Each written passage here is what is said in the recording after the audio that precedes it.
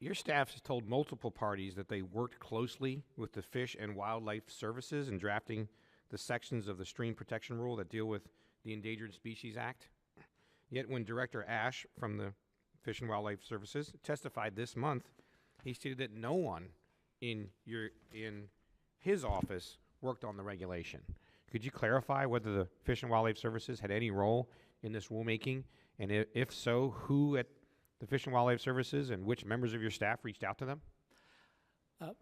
I'm not familiar with Director Ash's testimony, but where the Fish and Wildlife Services, we've been working with them on the consultation required under the law, and as regards to the biological opinion and stuff, we've worked with them on trying to codify what is in the biological opinion to provide certainty and safety and protections against incidental takes for the mine operators and the state regulators.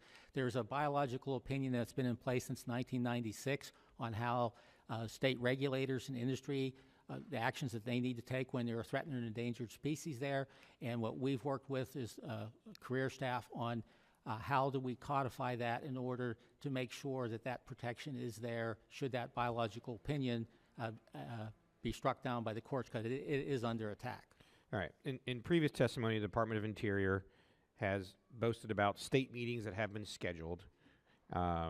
It's frankly my view that these state meetings are giving lip service to state agencies and not actually going to result in changes to the final rule. But if they are, if you're being open-minded and discussing with state agencies, what type of changes do you anticipate for the final rule?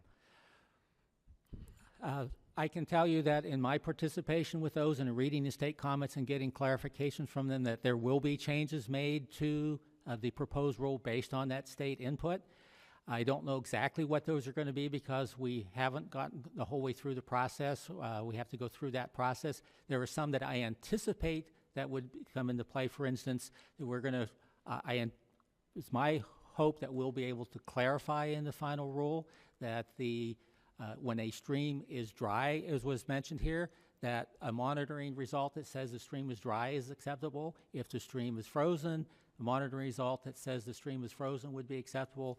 If there are hazardous conditions out there that would jeopardize the life of the person collecting the sample, that they don't have to put their life at risk to gather a sample. Those are some of the types of things that I anticipate that will be in the final rule. Well, you know, in all my discussions with folks in the state of West Virginia, in the department there, the head of the Department of Environmental Protection, I heard him speak at a West Virginia Coal Association meeting recently, and I think the best to describe his viewpoint was probably depressed.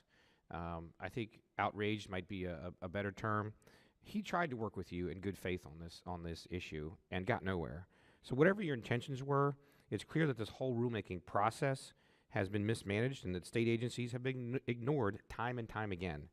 I guess that's what happens when you have an extremist environmental agenda, pre-decided conclusions that you want to justify through these regulations, and I think it's being shoved down the throats of hardworking Americans. I choose, Mr. Chairman, to trust my local officials and agencies who know the state of West Virginia and its terrain for far better than the folks in your office sitting here in Washington, D.C. This rule should be scrapped and wait for a new administration to take over.